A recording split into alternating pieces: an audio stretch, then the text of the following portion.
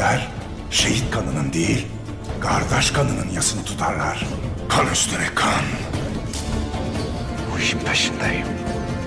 Eğer ki bunun ardından sen çıkarsan senin kelleni keserim. İhanet üstüne ihanet doğurur.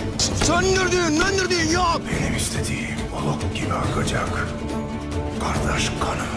बिस्मिल्लाहिर्रहमानिर्रहीम। अस्सलाम वालेकुम दोस्तों, मैं हूं आपका मेज़बान नुमान खान।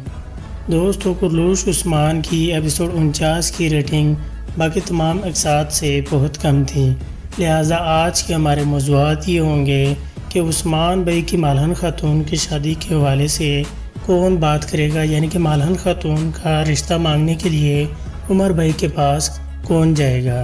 और दूसरे नंबर पे बात करेंगे कि यावलिक अरसलान जो कि एक बहुत अच्छा किरदार दिखाया जा रहा था और वो अचानक से एक साइड पर क्यों कर दिया गया है और उसके पीछे क्या वजह है।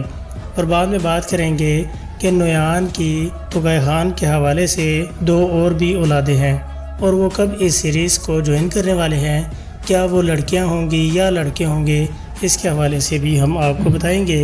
लेकिन हमारे इस चैनल को सब्सक्राइब कर दें और साथ साथ इस वीडियो को लाइक ज़रूर कर दें।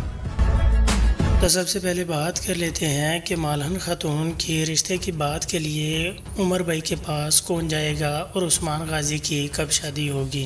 तो सबसे पहले आपको बता दें दोस्तों कि बाला ख़ातून और मालहन ख़ातून का एक दूसरे के साथ रवैया दुरुस्त अभी तक नहीं है, लिहाजा जब उन दोनों को पता चलेगा और ये बाला ख़ातून उसे जानती है कि ये एक मगरूर सरदार की बेटी है, लिहाजा मालहन ख़ातून भी यकीनन उसे ये नहीं जानती कि ये शेख अदब अली की बेटी है, जो उस वक्त के बहुत मशहूर यानी कि एक कालमनिगार थे और बहुत बड़े सूफ़ी भी थे।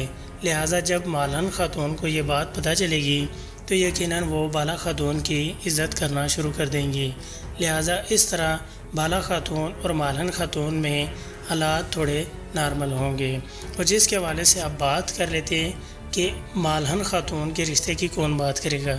यकीनन ये शेख अदब अली जो उस्मान गाजी को ख़ुद जाकर बात करेंगे और बताएंगे कि आप अपनी नस्ल यानी कि आगे चलाने के लिए, अपने आप को मजबूत करने के लिए आपकी औलाद होना ज़रूरी है। लिहाजा उसके हवाले से मालहन ख़ातून के वालिद से वो बात करेंगे।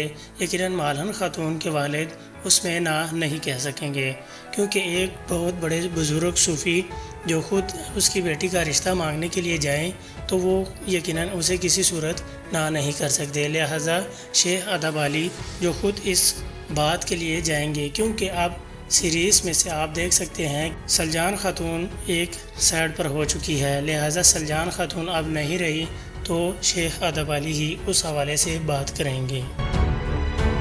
तो दोस्तों, अब बात कर लेते हैं कि यावलिक अरसलान का किरदार यानी कि वो इस जरगे में दिखाई क्यों नहीं देंगे। जैसा कि आप सबको पता है कि यावलिक अरसलान का किरदार एक मनफी किरदार दिखाया जा रहा था, लिहाजा जिसकी वजह से महमद बुज़दाग ने तमाम तर तैयारी उनके हवाले से कर रखी थी, लेकिन तुर्क मीडिया ने जब उस पर तनकीद की तो उसे अपना वो तौर तरीका बदलना पड़ा, जिसके हवाले से अब यावलिक अरसलान के हवाले से कुछ नहीं लिखा था, जिसकी वजह से यावलिक अरसलान को एक किनारे पर कर दिया गया है।